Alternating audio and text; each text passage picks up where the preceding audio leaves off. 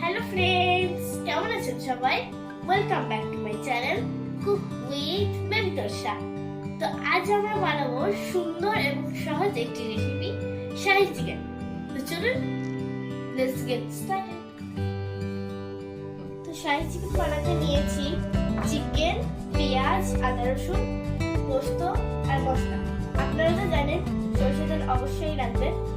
তো আমরা এই দুটোকে পেস্ট বানিয়ে এটাকে লবণ ও হলুদ দিয়ে মিশিয়ে তেলে ভেজে নেব। আপনারা দেখতে পাচ্ছেন চিকেনটা খুব ভালো করে ভাজা হয়ে গেছে। এরপর আমরা তুলে নেব।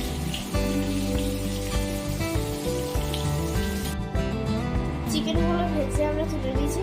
এখন এই তেলের মধ্যেই পেঁয়াজ বাটা, পোস্ত বাটা গুলো তেলে দিয়ে নাড়ছি।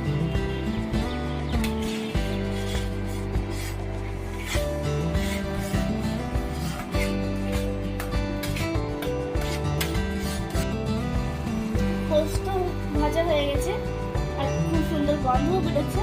তো আমরা বাকি মশলাগুলো দিয়ে কিছুক্ষণ নাড়ব।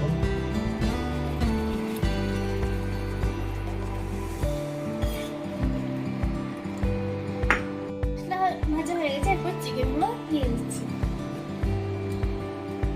আমি আলু খেতে ভালোবাসি, তাই কয়েকটা আলুও দেবো। আর এটা কিন্তু অপশনাল, আপনারা চাইলে দিতেও পারেন, না দিতেও পারেন। আর হ্যাঁ, এর নামানোর আগে কয়েকটা এলাচ